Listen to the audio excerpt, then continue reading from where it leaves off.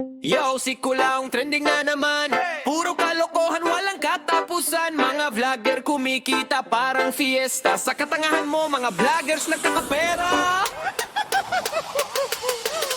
Pangako dito, pangako doon, pero ang resulta puro bokya hanggang ngayon. Drama sa camera, script ang baon, pati si Manang napaniwala mo pa ng ganun-ganon. Sa bawat tawa, pera ang kapalit.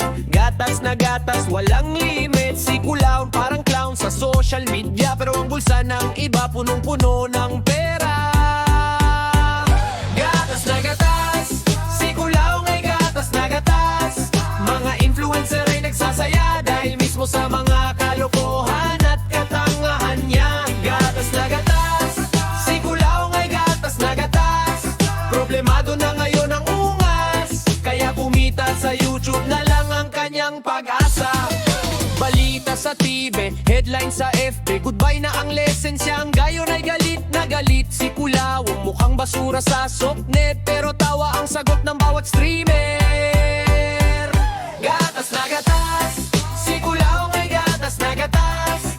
Mga influencer ay nagsasaya dahil mismo sa mga kalokohan at katangahan niya. Gatas na gatas, si Kulaong ay gatas na gatas. Problemado na ngayon ang ungas, kaya kumita sa YouTube na lang ang kanyang pag-asa. Mga vlogger, abangers, naka-ready, livestream agad, parang spaghetti may sauce ng katangahan, cheesy na sobra, pera-pera lang, salamat sa drama. Kailan ka pa ba kaya madadala dahil sa kayabangan mo? Ano ngayon ang iyong napala? Imbis na ikaw ay magpakumbaba, habang tumatagal mas kumakapal ang iyong pagmumukha. Gatas na gatas, si Kulaong ay gatas na gatas. Mga influencer ay nagsasaya dahil mismo sa mga kalokohan at katangahan niya. Gatas na gatas, si Kulaong ay gatas na gatas.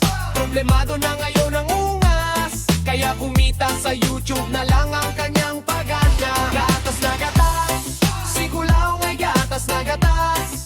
Mga influencer ay nagsasaya dahil mismo sa mga kalokohan at katangahan niya. Gatas na gatas, si Kulaong ay gatas na gatas. Problemado na ngayon ang ungas, kaya kumita sa YouTube na lang ang kanyang pag-asa.